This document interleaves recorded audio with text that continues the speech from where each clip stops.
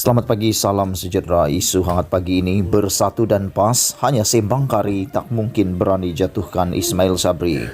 Berita sepenuhnya dengan mengingatkan tentang sokongan bersyaratnya kepada Ismail Sabri Yaakob selaku Perdana Menteri, Bersatu dan PAS secara jelas sedang memberi ugutan mahu menjatuhkan kerajaan. Ugutan itu dibuat ketika rasa tidak senang kedua-dua parti bukan lagi rahsia lantaran tidak setuju atas perlakuan UMNO BN bertindak membubarkan DUN Johor bagi membuka jalan kepada pilihan raya negeri PRN diadakan sebelum tempoh matang sepatutnya. Mempertegaskan sokongan PAS dan Bersatu kepada kerajaan adalah bersyarat yang mana ia perlu dihormati dan dirundungi atas nilai integriti anti rasuah dan kebajikan, kata Mahyadin pada sedang media.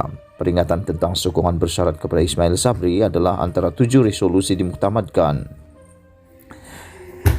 Tetapi beranikah Bersatu dan PAS menarik sokongan seterusnya menjatuhkan kerajaan yang mereka sendiri ada di dalamnya serta meraih gaji lumayan daripadanya?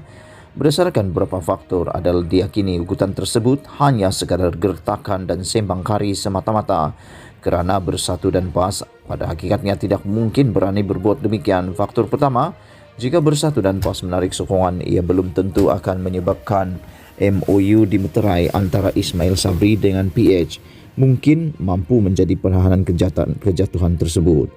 Dengan gabungan Bersatu dan PAS hanya mempunyai 49 ahli parlimen manakala PH memiliki 93 ahli parlimen, penggantian sokongan antara dua kelompok tersebut akan menyebabkan Ismail Sabri terus kekal sebagai Perdana Menteri. Akhirnya, Bersatu dan PAS sendiri yang akan melopong rugi.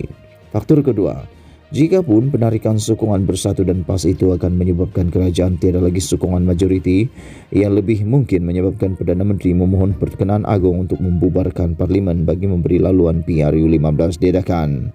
Apabila PRU15 diadakan yang disebabkan oleh tindakan Bersatu dan PAS menarik sokongan, sebenarnya itulah kehendak serta keinginan UMNO terutama Kem Zahid Hamidi dan Najib Razak.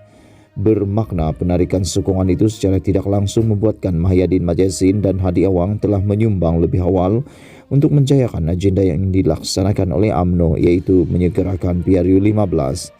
Faktor ketiga, ugutan Bersatu dan PAS serta peringatan tentang sokongan bersyarat kepada Ismail Sabri adalah berasaskan mereka tidak setuju PRN Johor diadakan. Sebab utama tidak setujunya itu adalah kerana Bersatu dan PAS tidak yakin mampu menang dalam PRN tersebut. Jika mereka yakin untuk menang, tentulah tiada sebab untuk mereka membantah PRN Johor itu. Artinya, kalau PRN Johor pun Bersatu dan PAS tidak yakin menghadapinya sekarang, pastilah mereka lebih tidak yakin untuk menghadapi PRU15 dalam situasi yang sama. Dengan demikian adalah mustahil Bersatu dan PAS mahu berbuat sesuatu yang hanya akan mendorong PRU15 diadakan lebih awal, sekaligus memberi kelebihan kepada UMNO dan menyebabkan mereka sendiri kecundang. Faktor keempat, Bersatu dan PAS sedang seronok meraih pelbagai habuan dan nikmat atas kedudukan masing-masing secara bersama sebagai kerajaan, malah ada yang menerima gaji puluhan ribu setiap bulan tanpa berbuat apa-apa pun. Jika sokongan ditarik dan kerajaan jatuh, semua nikmat itu akan berakhir serta merta bagai daun-daun layong berguguran. Sedangkan kalau Ismail Sabri terus dipertahankan, segala-galanya boleh terus dikaut sehingga habis penggal parlimen pada Jun 2023 akan datang. Di kalangan ahli parlimen Bersatu sendiri khususnya dikabarkan ada yang mungkin tidak bersama jika tindakan menarik sokongan itu diputuskan. Faktor kelima, satu-satunya cara untuk Bersatu dan PAS masih ada peluang untuk terus mengekalkan kedudukan dalam kerajaan selepas PRU15 akan datang ialah dengan berusaha melewatkan lagi pembubaran parlimen seboleh yang mungkin. Ia bukan saja memberi banyak ruang untuk mereka mengukuhkan kedudukan, bahkan parlimen yang lewat dibubarkan itu lebih membantu Bersatu dan PAS jika pemilihan UMNO akhirnya diadakan terlebih dahulu sebelum PRU15 diadakan. Pemilihan UMNO yang diadakan lebih dulu sebelum PRU15 akan memungkinkan kepimpinan parti bertukar tangan kepada Ismail Sabri, seterusnya membuka ruang semula untuk Bersatu dan PAS menjalin kerjasama sebagaimana yang terbentuk dalam kerajaan.